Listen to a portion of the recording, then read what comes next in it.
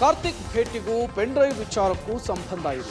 ದೇವರಾಜೇಗೌಡ ಆರೋಪ ಸಾಬೀತಾದರೆ ರಾಜಕೀಯ ನಿವೃತ್ತಿ ಪಡಿತೀನಿ ಎಂದ ಶ್ರೇಯಸ್ ಪಟೇಲ್. ನಾಳೆ ಜೆಡಿಎಸ್ನ ಕೋರ್ ಕಮಿಟಿ ಮೀಟಿಂಗ್ನಲ್ಲಿ ರೇವಣ್ಣ ಅವರನ್ನು ಉಚ್ಚಾಟನೆ ಮಾಡುತ್ತಾ ಜೆಡಿಎಸ್. ಎಲ್ಲವನ್ನು ನೋಡೋಣ ಕರ್ನಾಟಕ ಟಾಪ್ 20ಯಲ್ಲಿ.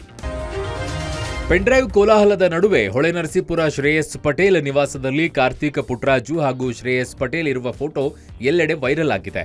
ಆದರೆ ಕಾರ್ತಿಕ್ ನನ್ನನ್ನು ಕಳೆದ ವಿಧಾನಸಭಾ ಕ್ಷೇತ್ರದ ಚುನಾವಣೆಯಲ್ಲಿ ಆಸ್ತಿ ವಿಚಾರವಾಗಿ ಭೇಟಿ ಮಾಡಿದ್ರು. ಅದನ್ನು ಹೊರತುಪಡಿಸಿ ಮತ್ತೆ ಭೇಟಿಯಾಗಿಲ್ಲ. ನನಗೆ ಪೆನ್ಡ್ರೈವ್ ವಿಚಾರ ಗೊತ್ತಾಗಿದ್ದೇ ಕೆಲ ದಿನಗಳ ಹಿಂದೆ. ಕಾರ್ತಿಕ್ ಭೇಟಿಗೂ ಪೆನ್ಡ್ರೈವ್ ವಿಚಾರಕ್ಕೂ ಯಾವುದೇ ಸಂಬಂಧವಿಲ್ಲ. ದೇವರಾಜೇಗೌಡ ಮಾಡಿರುವ ಆರೋಪ ಸಾಬೀತಾದರೆ ರಾಜಕೀಯದಿಂದಲೇ ನಿವೃತ್ತಿ ಆಗ್ತೇನೆ. ಈ ವಿಚಾರದಲ್ಲಿ ಬಹಿರಂಗ ಚರ್ಚೆಗೆ ಸಿದ್ಧ ಅಂತ ಓಪನ್ ಚಾಲೆಂಜ್ ಹಾಕಿದ್ದಾರೆ. ಇನ್ನು ಈ ಬಗ್ಗೆ ಮಾಜಿ ಸಚಿವ ಜಿಟಿ ದೇವೇಗೌಡ ಕೂಡ ಪ್ರತಿಕ್ರಿಯೆ ನೀಡಿದ್ದಾರೆ. ಶ್ರೇಯಸ್ ಪಟೇಲ್ ಜೊತೆಗಿರುವ ಕಾರ್ತಿಕ್ನ ಫೋಟೋಗಳು ವೈರಲ್ ಆಗಿದೆ. ಈ ಬಗ್ಗೆ ಪರಿಶೀಲನೆ ನಡೆಸಬೇಕು ಅಂದ್ರು. ಪ್ರಜ್ವಲ್ ರೇವಣ್ಣ ಅಶ್ಲೀಲ ವಿಡಿಯೋ ಬಗ್ಗೆ ಪ್ರಧಾನಿ ನರೇಂದ್ರ ಮೋದಿ ಕಡು ನುಡಿಗಳನ್ನಾಡಿದ್ದಾರೆ. ಪ್ರಜ್ವಲ್ ರೇವಣ್ಣ ವಿರುದ್ಧ ಕಠಿಣ ಕ್ರಮ ಹೇಳಿಕೆ ಬೆನ್ನಲ್ಲೇ ಜೆಡಿಎಸ್ ಅಲರ್ಟ್ ಆಗಿದೆ. ಪ್ರಜ್ವಲ್ ವಿರುದ್ಧ ಉಚ್ಚಾಟನೆ ಅಸ್ತ್ರ ಪ್ರಯೋಗಿಸಲು ಜೆಡಿಎಸ್ ಚಿಂತನೆ ನಡೆಸಿದೆ. ಹಾಸನದಲ್ಲಿ ಪ್ರಜ್ವಲ್ ಗೆದ್ದರೂ ಉಚ್ಚಾಟನೆ ಮಾಡುವ ಮೂಲಕ ಜೆಡಿಎಸ್ ಶಿಸ್ತು ಕ್ರಮ ಕೈಗೊಳ್ಳಲು ಚಿಂತನೆ ನಡೆಸಿದೆಯಂತೆ. ಈಗಾಗಲೇ ಪ್ರಜ್ವಲ್ ಪ್ರಕರಣದಿಂದ ಜೆಡಿಎಸ್ ಹಾಗೂ ಬಿಜೆಪಿ ತೀವ್ರ ಮುಜುಗರಕ್ಕೆ ಒಳಗಾಗಿದೆ. ಹಾಗಾಗಿ ಮುಜುಗರದಿಂದ ತಪ್ಪಿಸಿಕೊಳ್ಳಲು ಜೆಡಿಎಸ್ ಪ್ರಜ್ವಲ್ನನ್ನ ಪ್ರಾಥಮಿಕ ಅಮಾನತು ಮಾಡಿದೆ. ಅಮಾನತು ಶಿಕ್ಷೆ ಜೊತೆಗೆ ಬಿಜೆಪಿ ಮೈತ್ರಿ ಉಳಿಸಿಕೊಳ್ಳಬೇಕಾದ್ರೆ ದೊಡ್ಡ ನಿರ್ಧಾರದ ಅನಿವಾರ್ಯತೆ ಜೆಡಿಎಸ್ಗೆ ಇದೆ.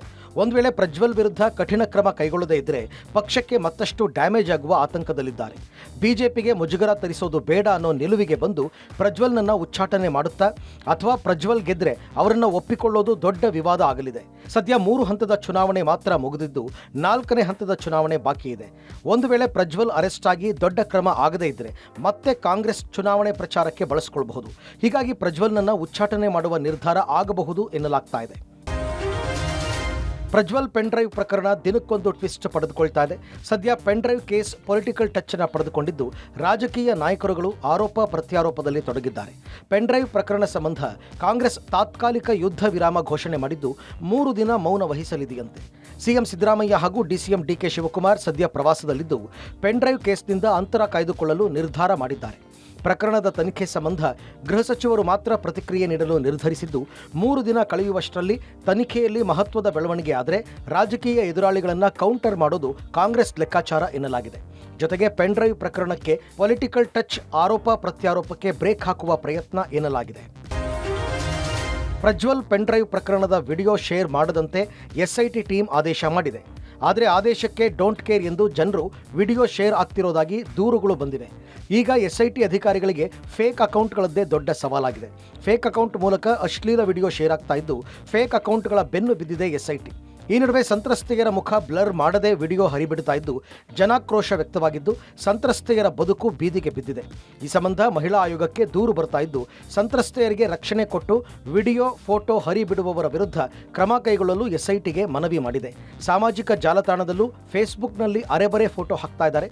ಹೀಗಾಗಿ ಫೇಕ್ ಅಕೌಂಟ್ ಮಾಹಿತಿಗೆ ಫೇಸ್ಬುಕ್ ಹಾಗೂ ಟ್ವಿಟರ್ಗೆ ಪತ್ರ ಬರೆಯಲಾಗಿದೆ.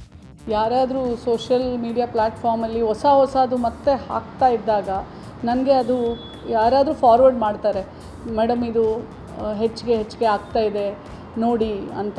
ಇದು ಬಂದು 2-3 ದಿನ ಕಳೆದ ತಕ್ಷಣವೇ ನಾನು ಪೊಲೀಸ್ ಮಹಾನಿರ್ದೇಶಕರಿಗೆ ನಾನು ಪತ್ರ ಬರೆದಿದ್ದೀನಿ. ಅವರು ಕೆಲವೊಂದು ವಿಚಾರ ನನಗೇನು ಹೇಳಿದ್ರು ಅಂದರೆ ಈ ಫೇಸ್ಬುಕ್ಕು, ಟ್ವಿಟರು, ಇನ್ಸ್ಟಾಗ್ರಾಮು ಮತ್ತು ಯೂಟ್ಯೂಬು ಇದೆಲ್ಲ ಫಾರಿನವರು ನಡೆಸ್ತಾ ಇರೋದ್ರಿಂದ ಅದನ್ನು ಡಿಲೀಟ್ ಮಾಡಲಿಕ್ಕೆ ಮತ್ತು ಯಾರು ಅಂತ ಗುರ್ತಿಡಿಯಲಿಕ್ಕೂ ಸಹ ನಮಗೆ ತುಂಬ ಸಮಯ ಬೇಕಾಗ್ತದೆ. ಅದು ನಮಗೆ ದೊಡ್ಡ ನೆಗೆಟಿವ್ ಆಗಿ ನಮಗೆ ಪರಿಣಾಮ ಬೀರ್ತಾ ಇದೆ.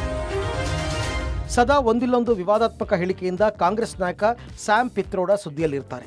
ಹೀಗೆ ದಕ್ಷಿಣ ಭಾರತೀಯರು ಆಫ್ರಿಕಾದವರಂತೆ ಕಾಣ್ತಾರೆ ಎನ್ನುವ ಮೂಲಕ ಮತ್ತೊಂದು ವಿವಾದ ಹುಟ್ಟುಹಾಕಿದ್ದಾರೆ. ಪಶ್ಚಿಮದ ಜನರು ಅರಬ್ಬರಂತೆ ಕಂಡ್ರೆ ಉತ್ತರದ ಜನರು ಬಿಳಿಯರಂತೆ, ಭಾರತದಲ್ಲಿ ಪೂರ್ವದ ಜನರು ಚೀನಿಯರಂತೆ ಕಾಣ್ತಾರೆ ಅಂತ ಹೇಳಿದ್ದಾರೆ. ಸ್ಯಾಮ್ ಪಿತ್ರೋಡ ಹೇಳಿಕೆಗೆ ಪ್ರಧಾನಿ ನರೇಂದ್ರ ಮೋದಿ ಟೀಕೆ ಮಾಡಿದ್ದಾರೆ. ಸ್ಯಾಮ್ ಪಿತ್ರೋಡ ಕಾಂಗ್ರೆಸ್ಸಿನ ಥರ್ಡ್ ಅಂಪೈರ್. ಪಿತ್ರೋಡ ಹೇಳಿಕೆಗೆ ನಾನು ವೈಯಕ್ತಿಕವಾಗಿ ಉತ್ತರ ಕೊಡಲ್ಲ, ಆದರೆ ಭಾರತೀಯರ ಟೀಕೆ ಸಹಿಸಲ್ಲ ಅಂತ ಆಕ್ರೋಶ ವ್ಯಕ್ತಪಡಿಸಿದರು. ಸ್ಯಾಮ್ ಪಿತ್ರೋಡ ಕಾಂಗ್ರೆಸ್ನ ಶಕುನಿ ಅಂತ ಬಿಜೆಪಿ ವ್ಯಾಖ್ಯಾನಿಸಿದೆ. ಪಿತ್ರೋಡ ನೀಚ ಹಾಗೂ ಜನಾಂಗೀಯ ನಿಂದನೆ ಹೇಳಿಕೆ ನೀಡಿದ್ದಾರೆ. ಇಂತಹ ಹೇಳಿಕೆ ನೀಡುವ ಮೂಲಕ 140 ಕೋಟಿ ಭಾರತೀಯರನ್ನ ಅವಮಾನಿಸಿದ್ದಾರೆ. ಇದು ಕಾಂಗ್ರೆಸ್ನ ನಾಯಕತ್ವದ ಮತಾಂಧ ವಿಭಜಕ ಮನಸ್ಥಿತಿ ತೋರುತ್ತದೆ ಅಂತ ವಾಗ್ದಾಳಿ ಮಾಡಿದ್ದಾರೆ.